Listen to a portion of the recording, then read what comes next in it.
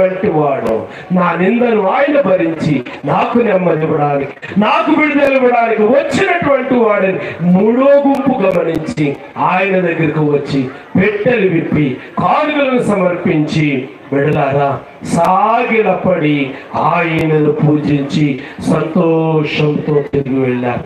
ఈ రాత్రి చాలాసేపు నుంచి మీరు కూర్చున్నారు, చాలాసేపు నుంచి దేవుని మాటలు వింటూ ఉన్నారు. మరి నువ్వెలా తిరిగి వెళ్ళబోతూ ఉన్నావు? నీ అంతరంగంలో ఏ సంతోషాన్ని నింపుకున్నావు? తల ఉంచుదాం, కళ్ళు ముద్దాం, చిన్న ప్రార్థన చేస్తాను.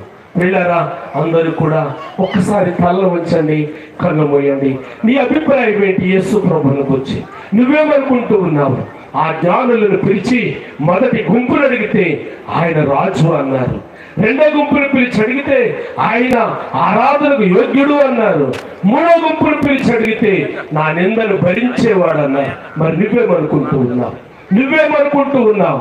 ఒకసారి మనలో మనం ప్రియులారా చిన్న ప్రార్థన చేద్దాం, మనలో మనం పరిశీలన చేసుకుందాం. ఒకసారి గుండెల మీద చేసుకుని చెప్పు, నీ రాజు యేసు ప్రభువేనా? నీ ఆరాధన ఆయనకే చెందుతూ ఉందా? నీ శాపాన్ని మోసిన వాడు ఆయనే అని చెప్పి ఆయనకి ఎప్పుడో బాప్తిస్మం ద్వారా మాట ఇచ్చావు, నిలబెట్టగలుగుతూ ఉన్నావా?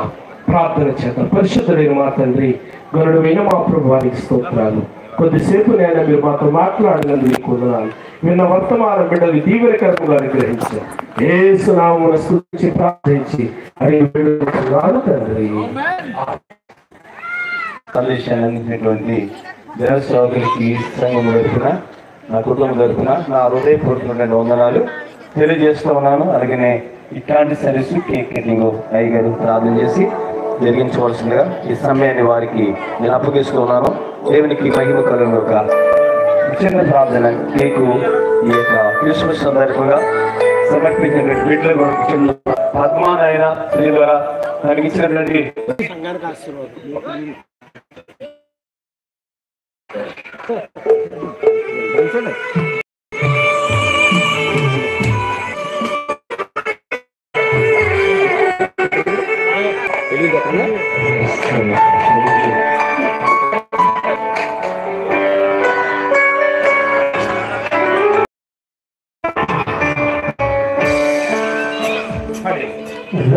రక్షకుండు దయించినాడట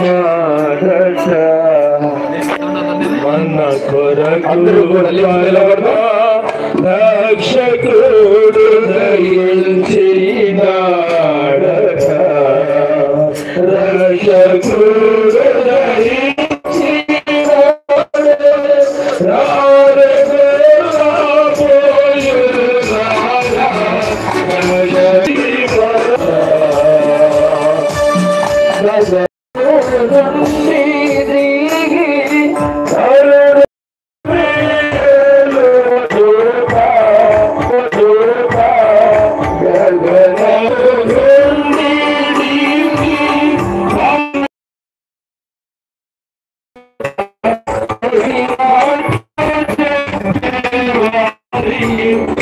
Hallelujah.